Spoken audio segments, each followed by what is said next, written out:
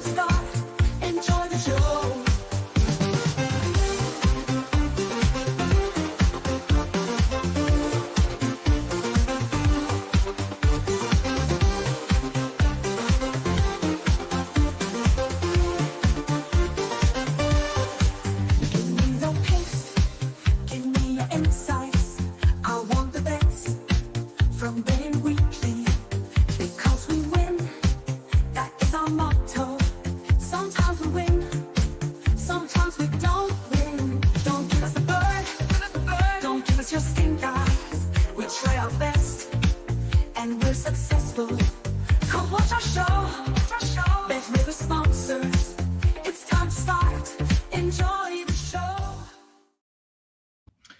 Well, welcome in everyone to Betting Weekly Live. It is Tuesday, the 25th of March. With Steve Wyss, and I'm joined by Jack Wright.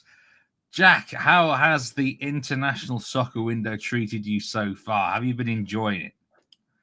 I've enjoyed the break, actually. I've had a bit of a breather this last couple of weeks, so that's been quite nice. I had a few things I needed to sort out outside of kind of the work and outside of the betting side of things. So that's been quite pleasant. And picked up a few little bits and pieces. It's been quite mixed. Generally are, aren't they? But I've enjoyed getting stuck into stuff which is a bit out of my comfort zone. And it's had its highs, it's had its lows. Yeah, I've enjoyed it. I think mostly just because there hasn't been any club soccer. I think it was a good time for a break from the club soccer. I focus on Pacific games in the international window. I've not been looking at everything. Focus on the teams that I want to bet on, the matches I want to bet on. So that's one of my big targets. So welcoming everyone: Byron, Rick, Haley, Ming Chung, Adam Thompson, Paula Gooden. Good to see you as well. Haim, or is it Jamie or Haim? However you pronounce that one. Good morning to you. We're going to be going through the European World Cup qualifiers. We've got a League Two pick in England from Jack. We've got a massive game in South America, the Super Classico, Argentina against Brazil. Full breakdown there, and also the other South American World Cup qualifying.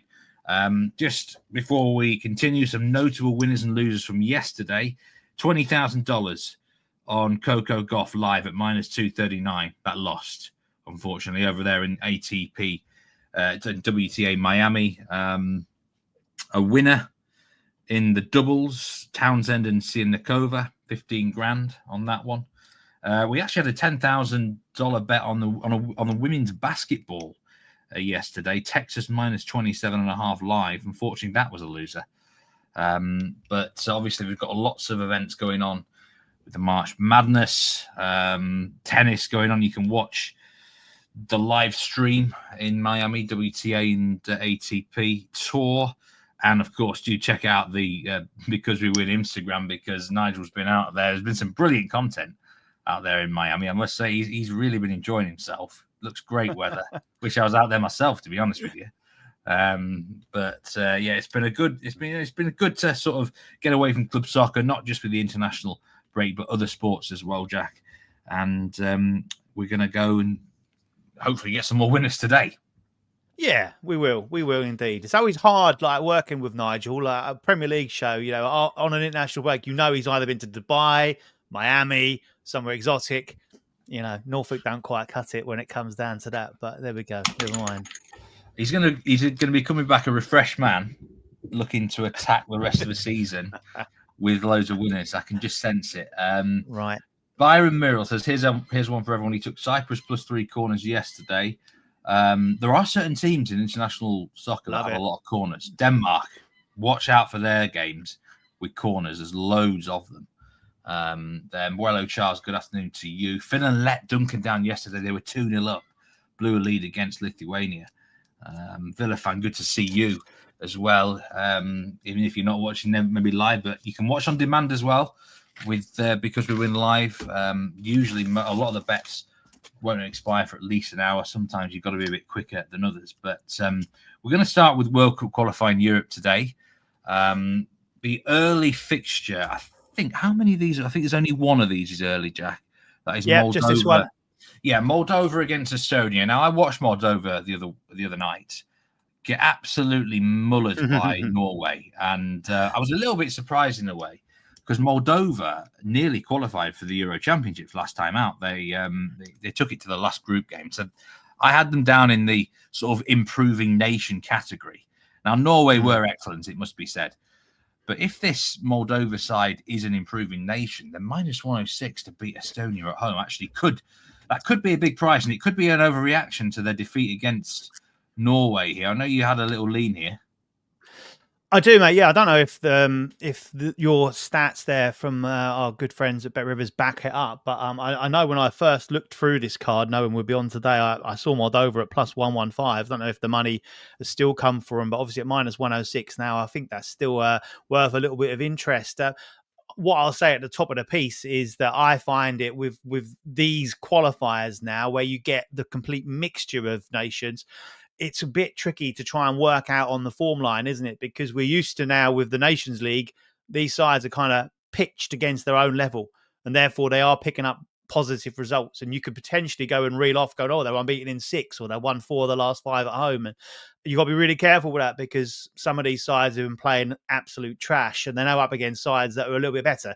Moldova, I think, a prime example of that. They faced a hot Norway at the moment. Norway are in good nick, and they put them to the sword. Here, they're again a kind of a little bit more of an equivalent, a bit more of a level playing field. And I make them justified favourites. Minus 106, probably minus 110 would be about as low as I'd go on it. But they are pretty decent at home. They've been strong until Norway turned up and, as they hammered them. And Estonia not great on their travels. So I just think, as a lean, if you're looking for something in this particular game, it's the early kicks off in just under an hour, I believe. 2 hours, isn't it? I think is worth it. I think at minus 106. Yeah, I think Moldova are going to win that game, unless they've took some big damage sort of mentally from the defeat to Norway. This is a much more winnable contest. Paul Agono, no Kit Kat to date. He is here. He's sleeping right next to me, so I don't know whether he'll wake up or not. He's quite a tired cat today. Adam Thompson, off topics, thoughts on Norwich, West Brom. Maybe ask you that later. Jack, Nish likes Moldova there. I mean, if you can get plus money on Moldova anyway, yeah, absolutely. Yeah, minus 106 here is fine as well. On to some later games. Gibraltar against the Czech Republic. I find this a fascinating game because I was talking to Nigel yesterday how I watched Cyprus San Marino last week, the full 90 minutes. I actually watched the whole of the second half of Gibraltar's game as well. I watched some sad things. What forfeit was that you had to pay? No, I don't know. Honestly, I'm a bit of a soccer nerd sometimes, Jack, and I pick my spots, like I say. But Gibraltar now 35-1 to beat the Czech Republic here. Czech Republic minus 5,000. Over 3.5 goals is at plus 133. Now, I was speaking to someone about Gibraltar after this game because they put up a good fight. I think it was I can't remember the team now. Was it North Macedonia? Someone like that. Montenegro, that was it. Not that I'm comparing the two nations for anyone that's watching from there. Montenegro, and not each the same. No way. Very, very different nations. Montenegro. But Gibraltar scored in the game, and they actually could have scored more. They were way more offensive than normal. Like, historically, they'll just park the bus against anyone in these games. Offer nothing. Everyone beats them to nil. Apparently, they got a new manager. And they have a new approach here. And I was just looking. I wouldn't be completely shocked if they scored against the Czech Republic. The Czech side who just conceded to the Faroes. Now, I do think the Czechs will win because there's quite a few physical mismatches here. Thomas Souček to score a goal has given him my pick for the game, minus 103. I don't think they deal with his height at all. But I wouldn't be completely shocked if Gibraltar scored here, Jack. How do you see the game going? No, I agree. I think we're seeing a few coaches from what you'd classify as elite leagues kind of cutting their teeth a little bit in some of these international outposts and wanting to more or less kind of go under the radar and just maybe implement their systems and their styles. And you're seeing it sometimes really come off. And I think Gibraltar are a perfect case for that. A few years ago, you would expect in this to be 6-7 minimum. It was seemingly every time they rocked up, that was the scoreline, 6 or 7. And that's not so much the case anymore. My one concern with sides like Gibraltar, nations like Gibraltar, is that when they have to go for that second game in the international break, that is just where the fitness levels do take their toll. We can see it sometimes within a game where they can start brightly and kind of keep it tight. live with their opponents, but then as the game wears on, they struggle. So that would be my one concern here. But looking at the, if I was again pushed for a bet on this one, I'd go with Gibraltar on a plus 3.25 Asian handicap. I think that's a decent way in. I say they score a goal, and that one's pretty much home and hose. They say they've not been getting the batterings they're used to. That 3-1 defeat to Montenegro again kept it respectable.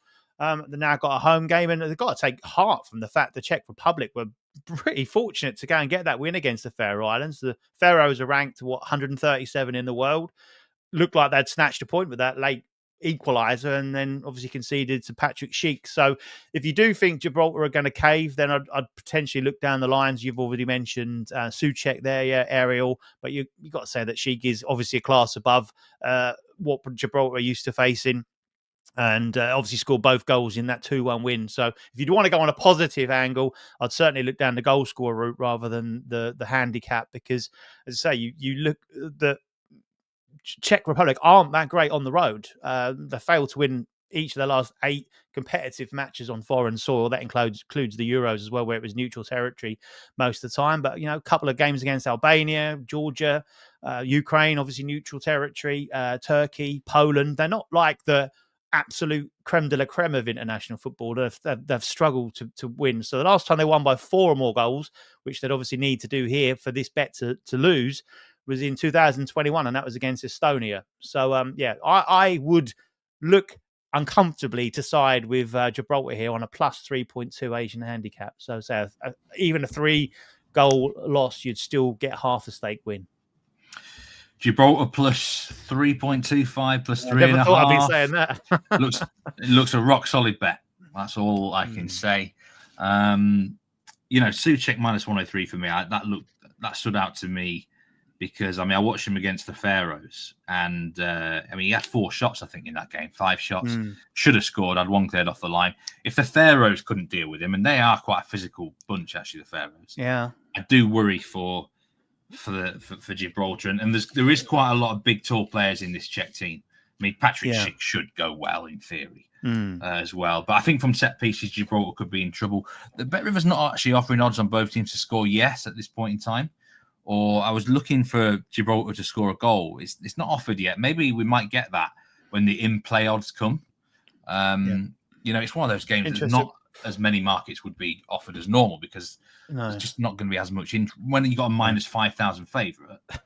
That can happen. It's an interesting point about those balls into the box, Steve. I think a lot of these sides now do play kind of compact and narrow. They kind of force the ball wide. They try and congest the middle of the park so that players can't be, they're technically better, so they can't kind of find those gaps to play around. But they are a lot of joy. We saw with England last night, and you had a 6'7" goalkeeper, you had a couple of beanpole centre backs, and that was still England's best threat, really, just getting those balls into the box for either corners and set pieces, or just general open play for the likes of Bellingham to come in. And so I think those deep runs from those midfielders, and you rightly say Souček's one of the best at it. So I think across all these sort of games, it's not a bad avenue to look to exploit, really. Duncan got the Gibraltar rock pun from me there. Byron is on Schick for a brace at plus 450. Decent odds, wow. Byron there. You should get a good run for your money there, I reckon. Patrick Schick has looked very, very strong recently, both club and country. We've got Liechtenstein against Kazakhstan. And, I am of the opinion that Liechtenstein are right down there in terms of the worst. They're the worst. Come on. They're the worst. What worse than San Marino? Are you having really? Do you know what? I think at the minute there's an argument for saying that they are. They are very, very bad, and that is why Kazakhstan minus 1.25 Asian handicap caught my eye, because Wales Kazakhstan, I'm sure quite a few would have watched that game. Now Wales probably should have scored a couple more, but Kazakhstan weren't terrible, as in looked like getting beat 5 or 6 terrible. They scored a fortunate penalty, but they had moments where they were a threat. They're a long, long way from home. We've got to say that. But this is the second, away match in a row. So they're going to be been based in Europe. I'm not sure exactly where. If anyone knows where they've been training, let us know. But if you can't beat Liechtenstein anywhere, yeah, you are not very good. They are one of the worst teams that I know of. They just offer absolutely nothing. Surely, worst case scenario, Kazakhstan will win the game. And I expected the Asian line to be minus 1.75, minus 2 even, just because it's Liechtenstein. So is this one of these sort of automatic bets? You know, when you can oppose Liechtenstein on this handicap? There's nothing wrong, is there? Like we're talking about it in the Premier League at the moment, where you've effectively got a default play against whoever like the likes of Leicester and Southampton are playing. So I think this comes into that category as well. Kazakhstan are 100 places higher in the official FIFA world rankings than Liechtenstein. That says it all, really. So that does mean that they've got you talk about that Asian handicap there. That looks like very, very doable. This is a game that, I agree. I think this is an away win. 1-0, 2-0. The weird thing about it is every single I've got obviously my systems that I run to flag up anything which shows value, and it kept showing. I kept to restart it. Kept showing both teams score. Yes, there's value in this. I can't bring myself to do it myself, but that was showing up every single time I ran any report on this game. And I say it's I can't see Liechtenstein scoring. That would be the problem. But it's I'm with you from my knowledge and thought on it. Do you know what? I remember a Liechtenstein player won the award for best goal in qualifying. I can't remember. It was either for the last Euros or the previous World Cup. And it was against a decent team. It was someone like maybe Serbia or something, or Bosnia. And it was an unbelievable... We've just got a Liechtenstein expert join the chat there. Sam, I've spoken to a lot, worked with him as well, and he has been paying close attention to Liechtenstein. So I'm sure we'll probably know the answer to that question. But as you can see on the screen there, back against any opportunity. There you go. Yeah, I would agree there. Welcome in, Sam. And it was an absolute beauty of a goal. I think it might have been the only goal they scored in that whole qualifying campaign. But you would have to be brave to back them to score a goal. Win to 0 is a possibility here. Byron there says Kazakhstan winning under 3.5. Yeah, I mean, you can't really argue with that, can you? The most likely score lines are 0-1, 0-2, or 0-3. Simple as that. We move to the other games on the card. We've got North Macedonia, Wales, Israel, Norway, Montenegro, Faroe Islands. I do have plenty on the Norway game. I'll leave that one. Have you got anything on North Macedonia or Montenegro, Faroe Islands, Jack? Because those two games I thought looked quite tricky. Yeah, you're right. They are tricky. They're the ones that I'm not overly keen on myself, to be fair, so we can gloss over them. I've got a feeling for goals in Macedonia for some reason. I'm not quite certain as to why. I can't really back it up too much. It's just my feeling. I think Macedonia might be a little bit overrated here. They've got a good record, but this is what I talked about at the top of the show, where a lot of these sides have been playing in their level as such, and they're maybe a little bit better than the sort of Nations League sides they're up against, and they've been getting wins or avoiding defeat. And that sometimes when you look at it as just a straightforward form guide, you go, oh yeah, they're okay. But their best win recently was against Armenia, and they're ranked 100 in the world. Wales are 29th, so that puts that into context. And I just feel that Wales probably will edge this one. Craig Bellamy's had a decent start to his tenure as Wales manager. I think it wasn't he described as being cool, calm, and collected or something by Ben Davies. After I thought that can't be the Craig Bellamy that I know, but maybe he's turned over a new leaf where he's wearing his smart gear as a head coach and as a manager now. But the games are either 0-0 or got goals in them. That's a bit of a nightmare when you're trying to work something out. But I feel this one could have some goals. I think they'll go there and attack it. And over 2.5 is plus money, is plus 123. But I fancy Wales to edge it as well. I have to say I quite like what I see from Wales at the minute. I think, obviously Craig Bellamy worked under Vincent Kompany, didn't he? For a couple of years? And I feel like he's maybe taken the best parts of Vincent Kompany's style, but he's sort of improved on it himself.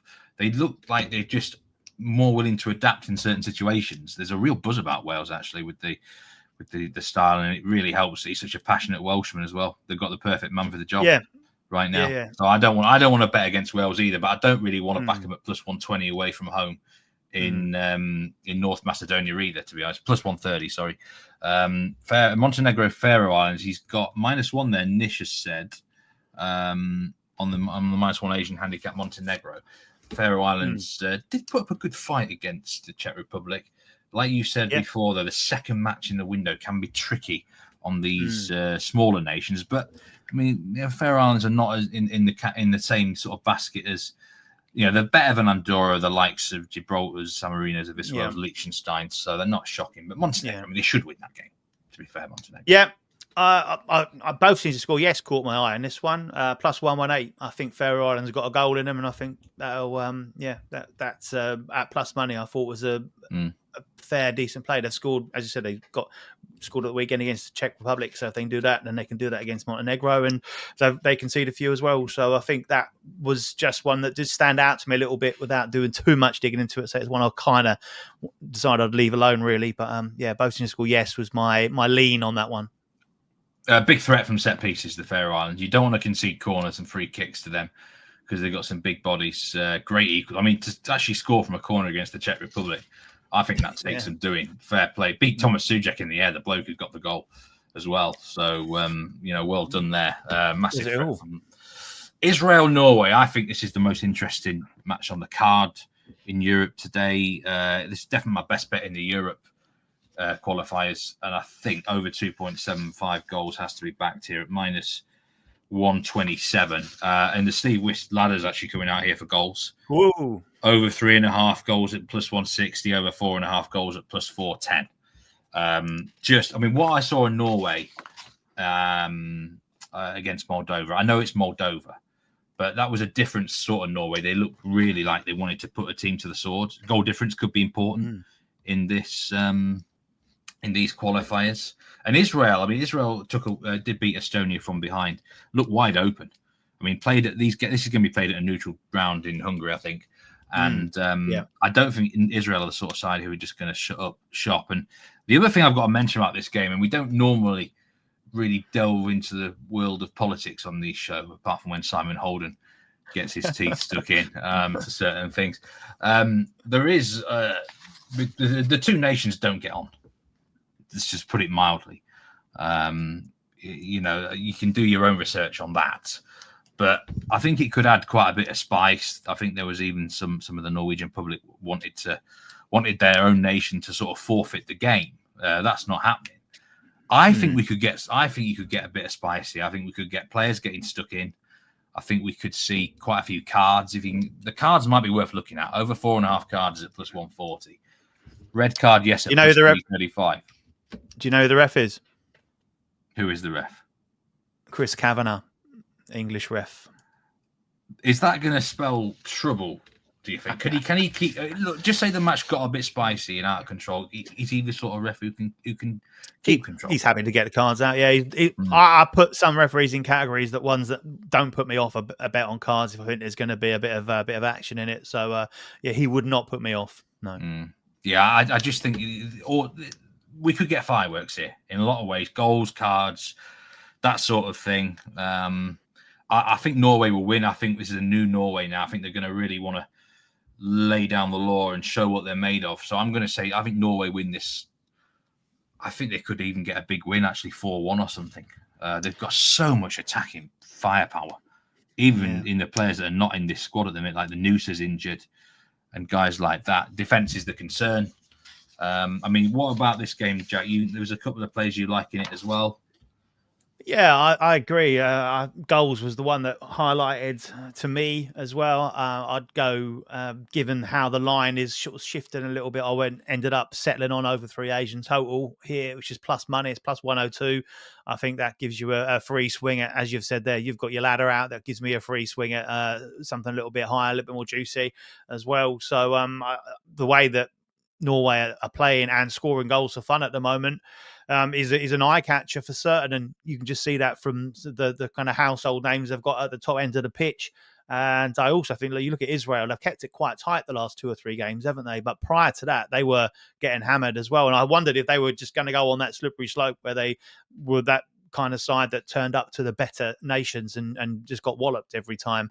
But they have arrested that a little bit over the last couple of weeks. But I think, Norway have got a lot of cutting edge, and I think they can score a few here.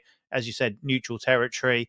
They've obviously fancied the game because there was calls, as you said, there was rumours that it might well have been they were going to no-show it, but they're going to be there. So I agree with you on the goals, and I was a bit stunned by the price that Bet Rivers best price worldwide. They're putting up for Erling Haaland to have over 1.5 shots. There was a little bit of money for me. It was minus 110 this morning, but just before the show, I Shots looked or shot on target. Sorry, shots on target. Yeah, I've 1.5 shots on target. I was going to say that I wouldn't be here if that was the case. I'd be wheelbarrowing the money around whoever I could. But yeah, over 1.5 shots on target. Apologies. At minus 125 now. So I still think that is a great play. I don't need to talk much about Haaland, do I? Everyone knows him. But he's hit this in his last 3 for Norway. So he had 14 shots on target in 6 Nations League games. Worked out at 1 every 38 minutes. So it's Haaland. He's in good form for Norway. And he's obviously got his partner up top as well, giving a right handful. Yeah, even Kit Kat woke up when he heard it might have been shots rather than shots on target there. Well, last time I was on, Kit Kat wheelbarrowed a load of money on, didn't he? Bristol City, I think it was. Look, there Kit Kat remembers that. It's up. Oh, well, yeah, I did. Yeah. So while you're at the door, but so you're not going to leave your seat this time. But yeah, he's in good credit.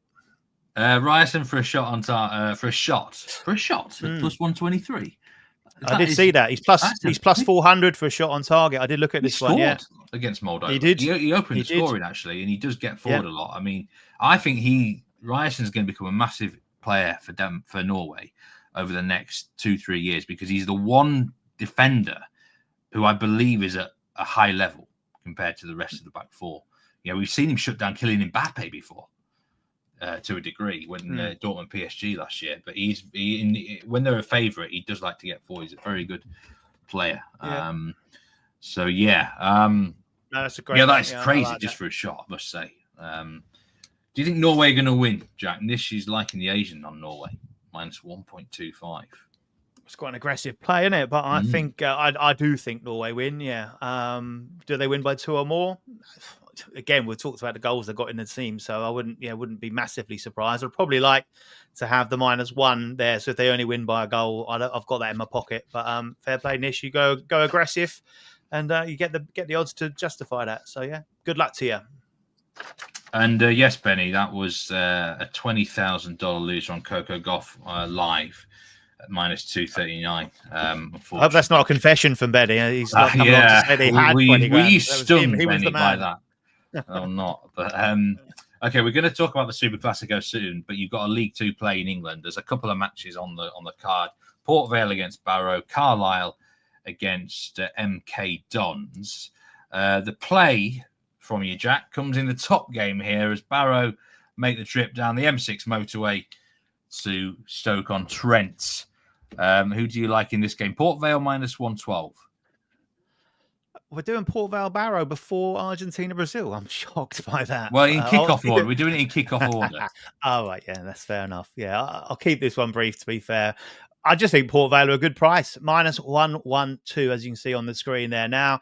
Darren Moore in charge, experienced manager, been through promotion campaigns at various levels before. League One with Sheffield Wednesday most recently. He gets the job done, and they brought him in, safe pair of hands, gave him a little bit of money in the summer. And I know he was Port Vale were on a few people's radars as far as getting promotions concerned, and they're in with a massive opportunity. They're currently 4th in the table. The top 3 go up automatically in League Two. A win tonight, in fact, a point tonight would take them up into the top 3. But they'll be looking to get a win here. A win will take them 3rd, but only 3 points behind the faltering leaders, Walsall, who looked like they were over the hills and far away up to a few weeks ago. Now they can't buy a win. So that's all for the taking there. It's close at the top. So this will be a massive win for them, their game in hand. They're up against Barrow. We talk about sides that are on the beach. Barrow are possibly, I don't know the nearest beach to Barrow. You probably know that. Barrow might have a beach, actually. He's not probably one you want to be on, but. No. So they'll be looking elsewhere. But yeah, they're 17th in the table. 15 clear of the drop, 14 away from the playoffs. And so they're already kind of getting the sun cream orders in, ready for their holidays. I think there's not much to play for.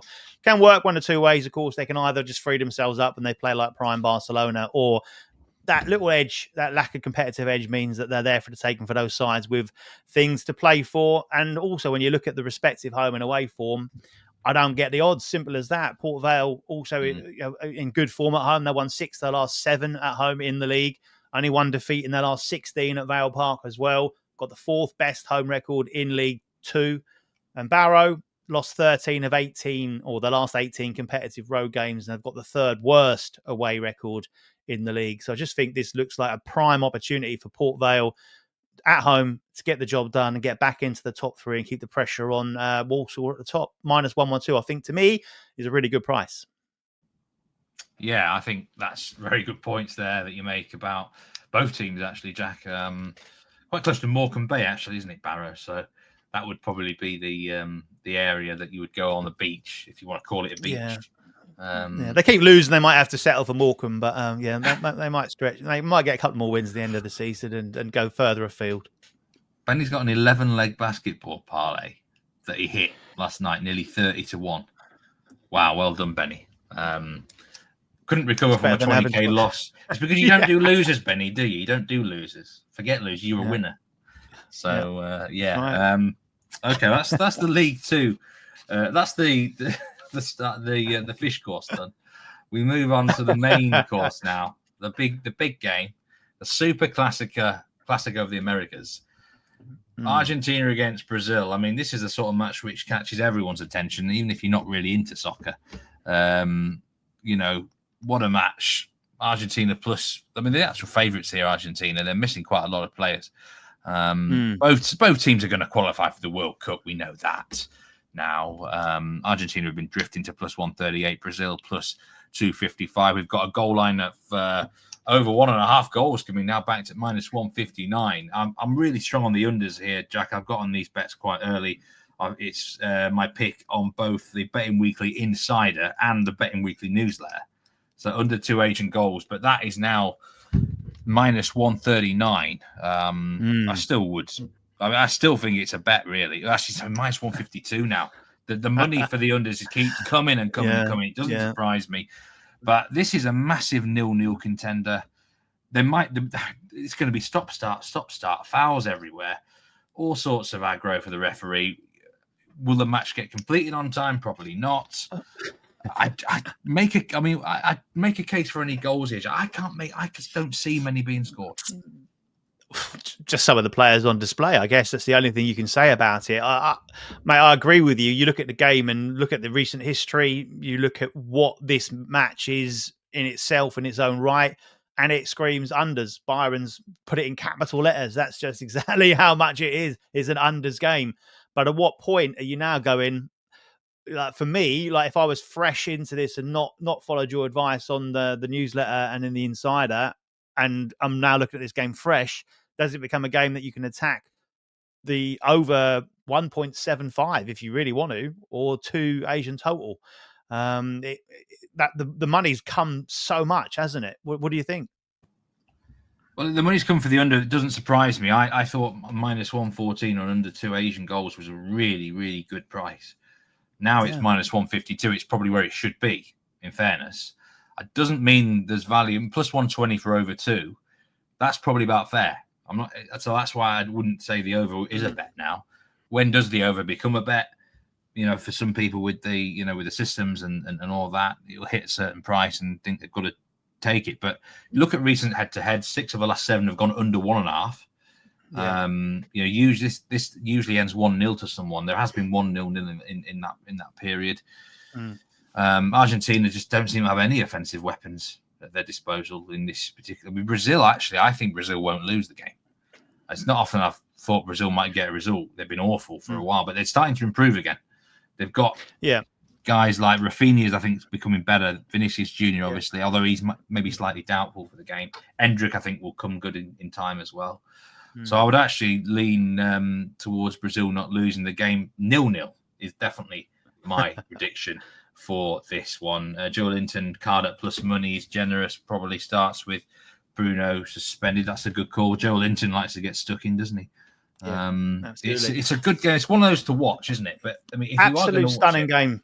Yeah, absolute stunning game. I'm looking Mm. forward to it. I'll be watching this one. I must admit, it's just, as you say, it's one of those ones that you just want to see, and you hope that it lives up to the billing. And it's not necessarily one that you kind of expect there not to be many goals in it. I must admit, as I said, totally with you when you put those picks out earlier in the week and last week. I looked today to think, is there any angle around going on low on goals? Both teams to score no, maybe, and things like that.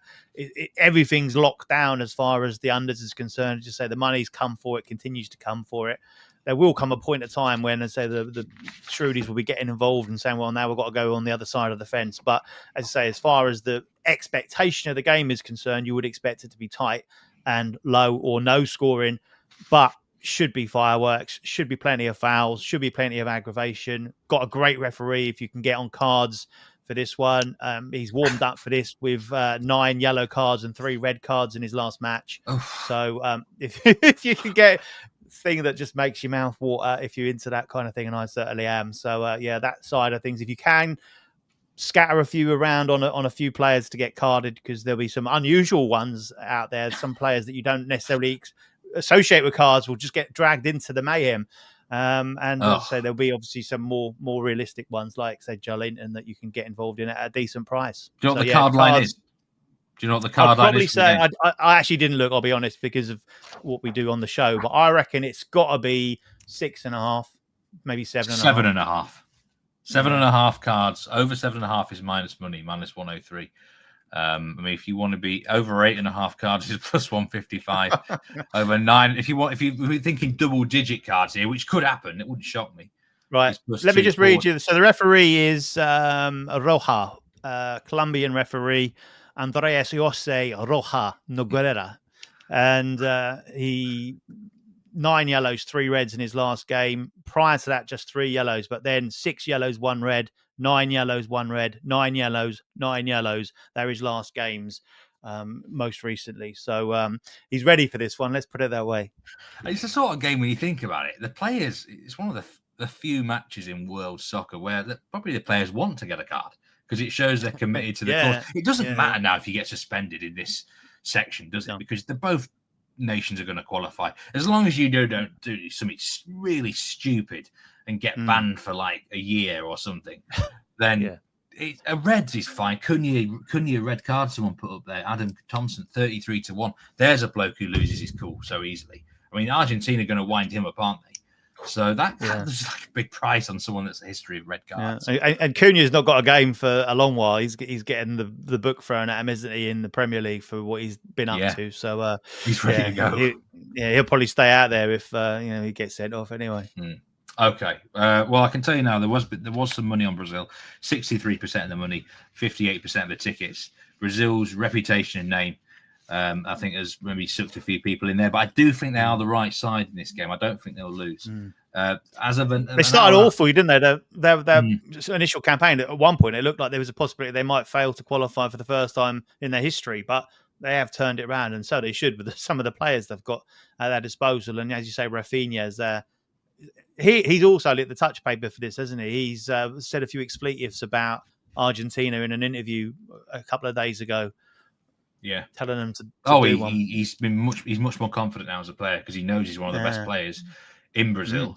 That wasn't the case a year ago. He was still trying to fight for his sort of name a bit, but now he's much more comfortable. He's one of the best players in the world, you could argue. So this is going to be fiery. Let's see how it goes. It starts at midnight in the UK. It'll probably finish about 4 a.m. I'll go on the school. I'll go on the school run the next morning. A few people will be saying you look a bit rough, and I'll be like, well, it depends how many goals have been scored, doesn't it? But it's going to be epic. There's other matches in South America as well, and the standout for me on these is Bolivia against Uruguay. This is an early kickoff. This is at 4 p.m. Eastern. Now, we've talked about Bolivia because we win live before, and the unique thing about is the venue, the home venue that they have is a place called El Alto, which is I think it is the highest major city in the entire world. I don't know what you class as a major city, but that apparently is the one. 13,000 feet high. This is over 4,000 meters. Bolivia are not a very. If you play Bolivia on a neutral pitch, I think even someone like New Caledonia might fancy their chances. But you don't ever want to go away to Bolivia, and they've had a good qualifying campaign at home. And I'm not even sure if Marcelo Bielsa's Uruguay can cope with this altitude, Jack. So automatically, I was drawn towards Bolivia, draw no bet. This is a rarity. You would never, ever see me bet against Bielsa. But this is the one time that even I would have my doubts. This altitude is a serious factor to consider. He's going to need his bucket to sit on here, isn't he? He's like even pacing up and down the technical area is going to leave him short of breath. So absolutely, they went higher, didn't they? Because was it La Paz they were at before, and it wasn't high enough for them.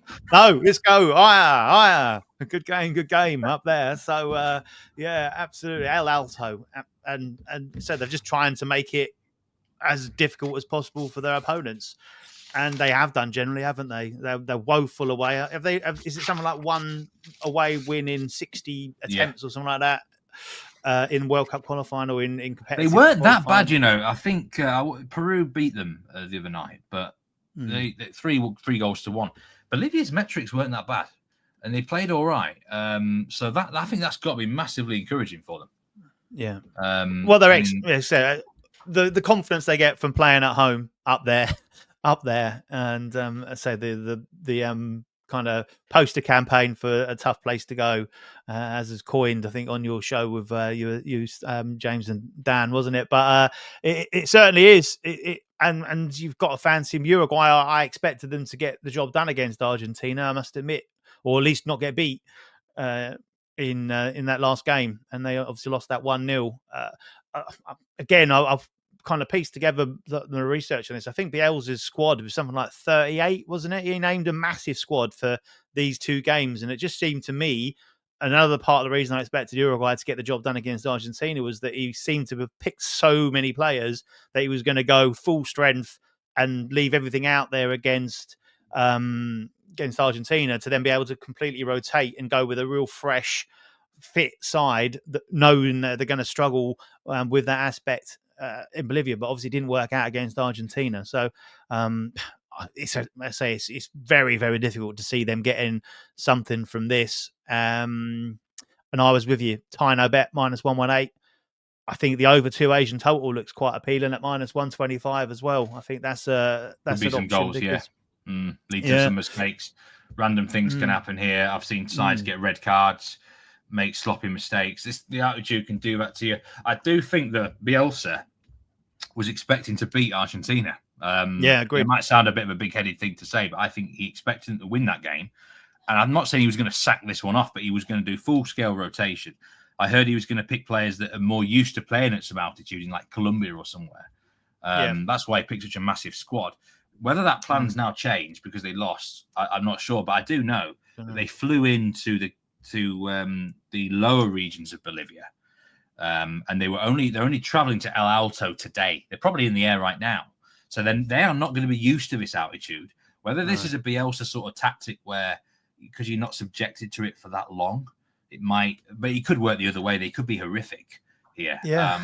I think Bolivia won't lose the game based on what we've seen sides come in and do. Byron's made a point. Obviously, the last game was 5-0 to Uruguay, which would you say, well, then therefore they've got to be a great play. But this is the complete context. We talk about it a lot with sides that are brilliant at home and terrible away, and you've got to completely change your outlook on the game they're playing based on if it's home or away. But Bolivia are kind of a law unto themselves on that because of their unique circumstances at home, and teams really struggle. Paraguay got a point, didn't they? They managed to come back and draw in that last one to kind of prove that it could be done. But yeah, it's a rarity, isn't it? Bolivia normally go and get a positive result. That would say be a no loss scenario, but I think they've got a real good chance of winning this. But I think he does make the point under that, Byron, that he's that Uruguay got to go for the win. It's just there, he needs the win. Yeah. But that opens itself up for the goals that I said about there. the last 11 meetings between these two sides, and say you're conscious of historical stats, but obviously these sides play each other regularly through the various tournaments, so it's not going back like decades like it can do in Europe. The last 11 have seen at least 2 goals in every single game, and there's been 3 or more in 9 of the last 11. So the bet over 2 Asian total would not have lost in any of the last 11 fixtures between these two sides, and would have won in 9 of the last 11. And I do think there will be goals in this, because I think Bolivia last home game against Uruguay, they won 3-0. Yeah, so you over 2 Asian goals for you. I like the draw no bet on Bolivia. 2-1 would do us very nicely here to the Bolivians. I'm just looking at Uruguay's remaining fixtures. They've got Paraguay away, Venezuela and Peru at home. That's 6 or 7 points. And they've also got Chile away last game if they really needed something. So I think in the back of their minds that they know they're all right. But this is Bielsa. We won't just go there and roll over. So they will target the win. What I would say about Bolivia is they're now in that position where they're in the playoff spot. They're 6 points adrift of Colombia, aren't they? So that looks a little bit out of reach given how bad they are away from home.